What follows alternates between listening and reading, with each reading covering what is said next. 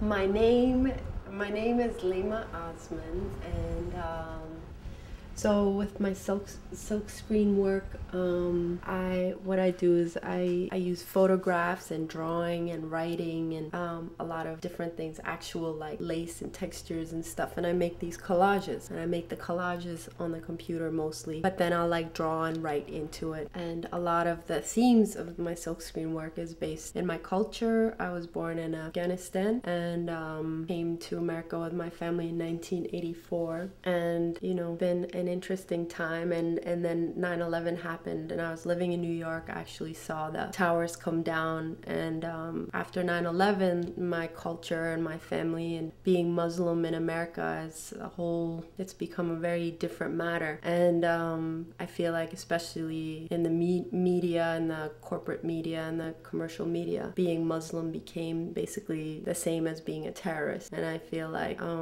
that on a personal level hurt me very much, and also professionally, and in a lot of ways like affected me and my family and my community in a big way. So a lot of my art has to do with first of all, like having people understand what it means to be Muslim and Afghan in America right now, and being a woman that's Muslim and Afghan. But I just do a lot with the idea of taking how I am, Muslim people are represented in the media, like taking that and claiming it as mine. I guess the word is appropriating it, making it as mine, and making it either powerful or more interesting or more closer to how I would want to be represented to the outside world. So just claiming those images and showing them as either showing them as racist and screwed up as they are, or changing them and making them powerful and interesting and a closer representation of myself and my community and my culture. So I also identify as queer,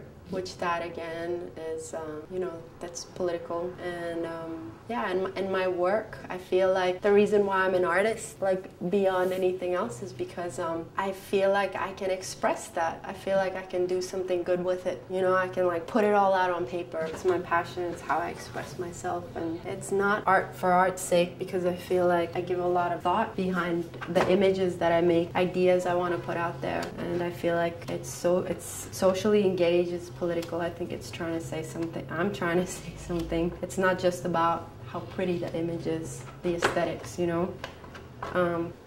It goes beyond just making a pretty image. I'm trying to say something with it that I think is important, and I know some other people think it's important too. So it's not for just art's sake.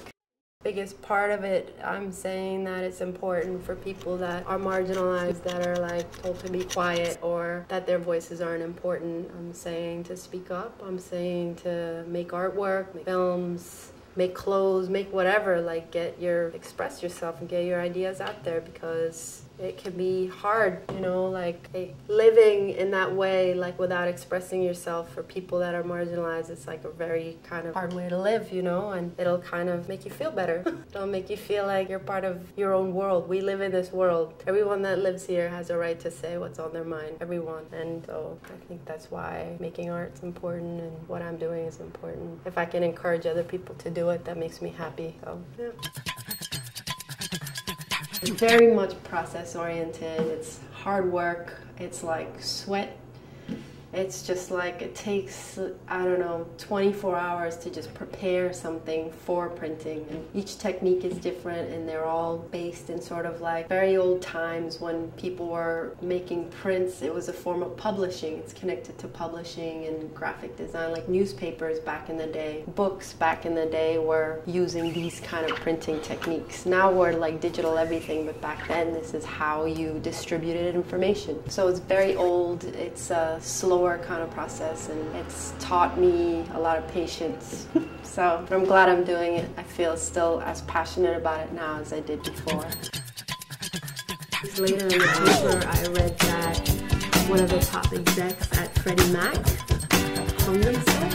He killed himself because he was under so much pressure because of, you know, his corporation was being investigated. So the green part is kind of like this, I think that's the kind of interesting part where like I started seeing these guys as humans who are like under pressure also. You know, some of them maybe not so much, the ones really on top, but the guys that are working for these guys, they have some pressure too.